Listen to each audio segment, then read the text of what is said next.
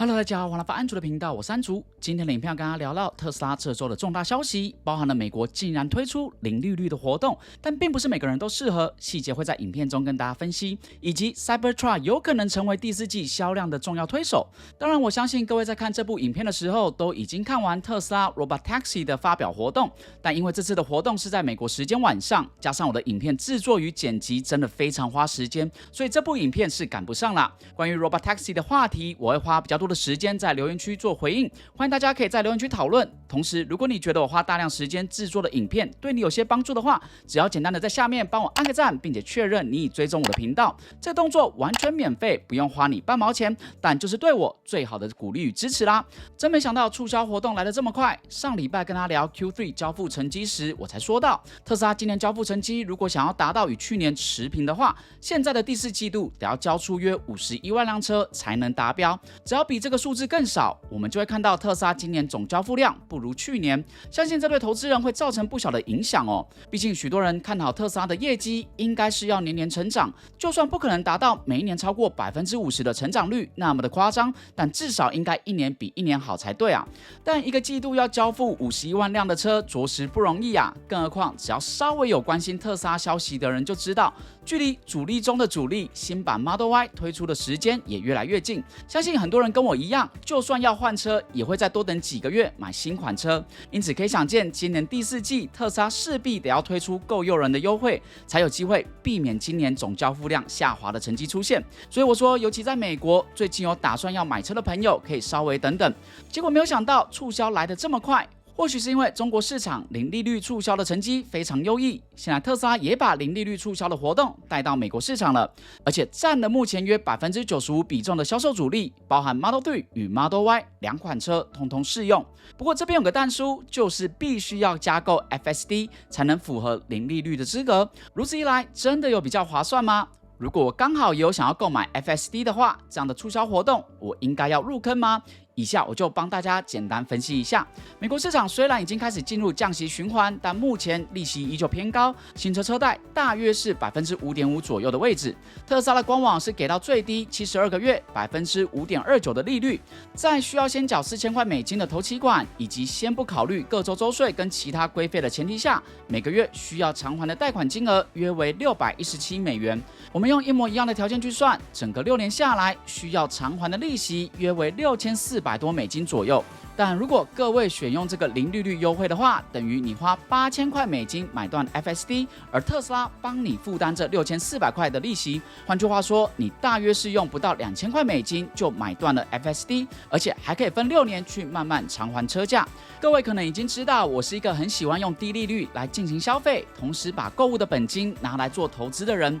如果贷款是 6% 左右的高利率的话，真要买车，我可能会选择现金付清，或者只贷款我想要投入市场的金额。因为虽说 S&P 500年化报酬率的平均约为 10%， 但由于高利率，中间的获利空间较少，有可能在未来的6年内遇到一次走跌啊，就全部利润都被吃掉了。当然我相信，如果这笔钱一直放下去的话，最终肯定是会赚钱，所以就看各位有没有打算在这个时间点一口气投入4万多美金到市场了。当然如果是零利率的话，那就不一样啦，我肯定是贷好贷满，然后把本金投入到市场。因为近4年前我购买 Model Y 时就是这么做的，因为那时利率偏低，我把购入 Model Y 的65000块美金的本金投入大盘市场，然后我就什么事都不用做，放着就好。到现在4年还不到的时间，这笔投资已经成长到了108000多块美金了，已经增值了43000多块。就算扣掉利息，靠获利差不多也可以无痛换购一台 Model Y 了。这就是投资大盘的美妙之处，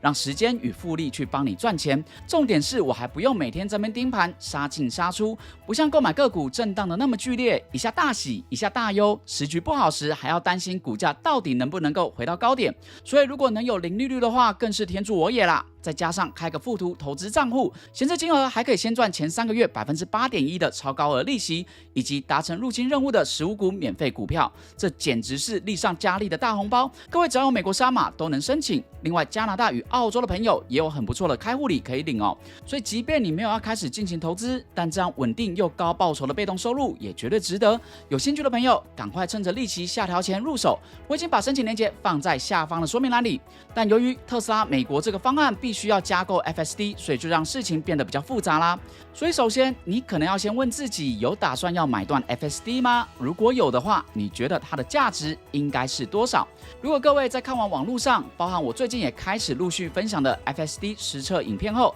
感觉你真的很想入手这个酷东西，那现在或许是个不错的时机，因为等于你用不到$2000的金额买断了 FSD。但如果对 FSD 兴趣不是那么高的朋友，我是觉得第4季才刚开始，可以再等等啊。一般来说，越接近季末，促销的力道可能会越大，尤其如果特斯拉想要力保今年销量不要比去年差的话，我想更好的促销肯定会出现。另外一点就是关于你想购买的车款，如果你跟我一样有在观望 Model Y 的话，像我是不太会考虑改版前的末代车款，因为新版车有太多的功能是我想要的了，包含了通气座椅、车内气氛灯、后座的小萤幕，以及更好的悬吊系统与隔音，还有更多的改进，只要再等几个月就会出现。如果不是现在非得买车不可的话，我一定会再等等。但若你决定现在就要入手，可千万别忘了使用推荐链接下定，可再省$1000。有需要链接的朋友，我有在说明栏里提供链接供各位使用。总之，各位或许也有闻到第4季促销活动将会非常热烈的味道。现在我只希望未来的促销活动也会在台湾市场上线。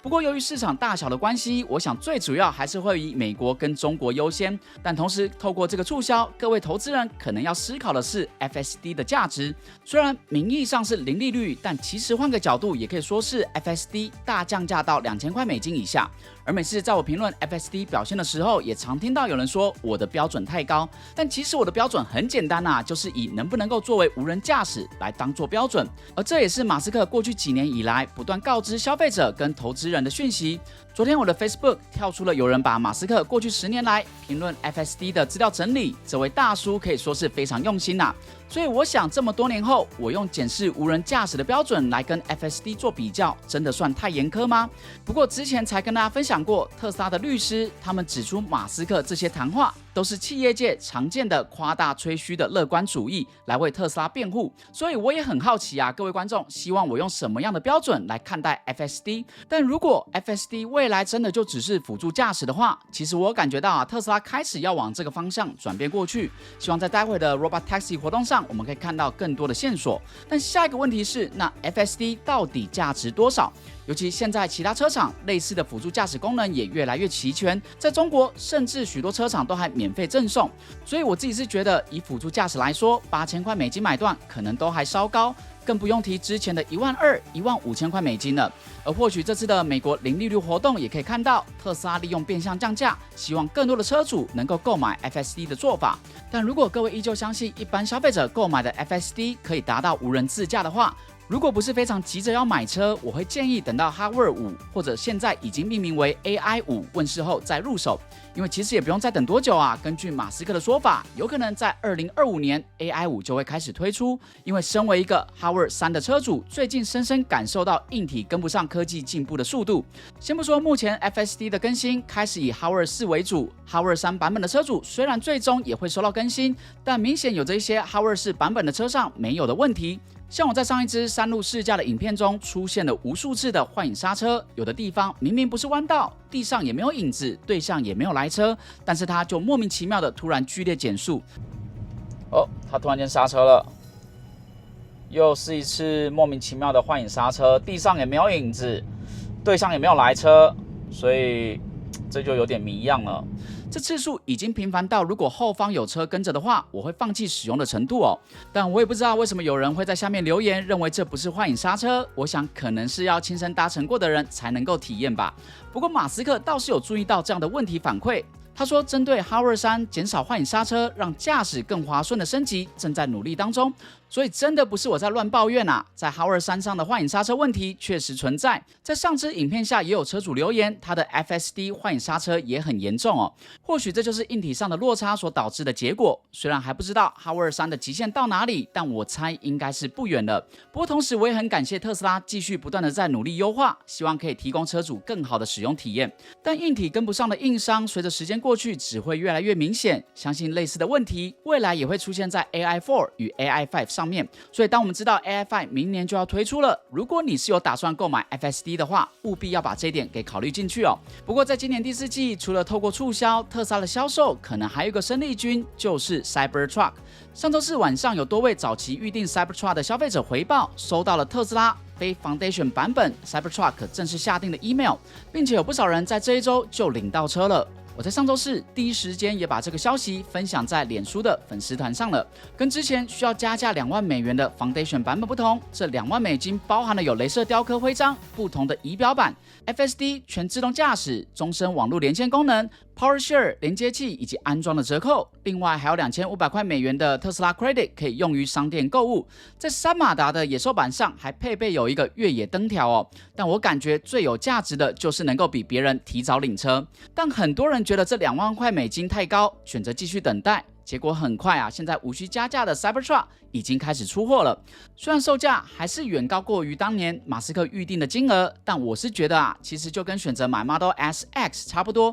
就看各位的使用需求来决定了。而且以美国人这么喜爱皮卡卡车的程度，不少高配版的传统燃油引擎皮卡卡车售价也差不多是8万美元左右起跳。所以我是预计在接下来的几季，特斯拉的 Cybertruck 在销售上将会表现得很不错。但至于有没有办法快速拉抬今年第4季的成绩，可能还是受限于产能的限制，但对于明年，我相信是会越来越好的。而 Cybertruck 吸金的程度也是目前所有车种中数1数2的高。之前有跟大家分享过，甚至有警察局要采用 Cybertruck 作为警车。像近日南加州的 Irvine 警察局推出了 Cybertruck 警车，并且在他们的官方 X 上面公布了这辆车的画面。坦白说，看起来是不是有点帅啊？同时，专门改装车辆的 Unplug Performance 公司也分享了更多额外的图片。额外，警方表示啊，这辆车并不会拿来作为巡逻车使用，主要会拿来支援药物滥用教育计划与一些社区工作，希望借由 Cybertruck 的吸金能力，让更多人参与。当然，在紧急状况时，也可以对社区提供帮助。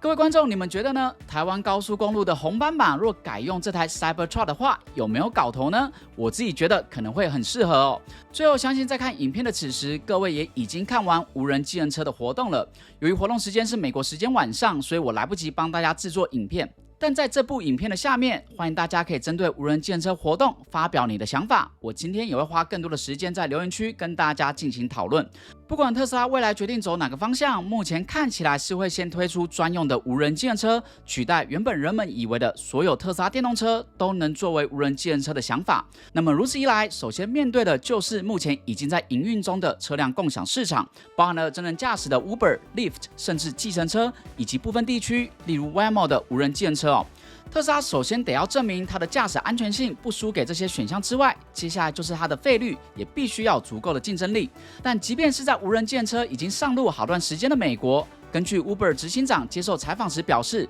只有约1半的乘客会倾向搭乘无人计程车，最主要的就是安全上的考量。但即便如此 ，Uber 也非常积极的寻找与这些无人自驾公司的合作，包含了 Waymo 以及 Cruise， 甚至连中国的 WeRide 都是他们合作的对象。或许正是因为特斯拉对于无人计程车逐步逼近 ，Uber 必须要先做好准备。我自己是相信无人自动驾驶终有达成的一天。其实，在部分的城市已经有实力上路好一阵子了。我也相信这是未来的趋势。当安全性达到足够的程度，价格又比搭计程车或真人司机还要更便宜的话，无人计程车肯定会成为我旅游搭乘时的优先考虑。但又说到让无人计程车取代所有车辆的购买，我觉得那就还很遥远。这也是为什么我很好奇特斯拉方针的转变对它的盈利能力会造成多少的影响。相信在看完今天的发表会后，大家会有更多的想法，我们就一起在下面讨论吧。今天影片就先跟大家聊到这边，感谢各位已经帮我按赞并订阅我频道的朋友们。有资格可申请附图账户的朋友也千万别错过可以获得极高又安全的被动收入的机会，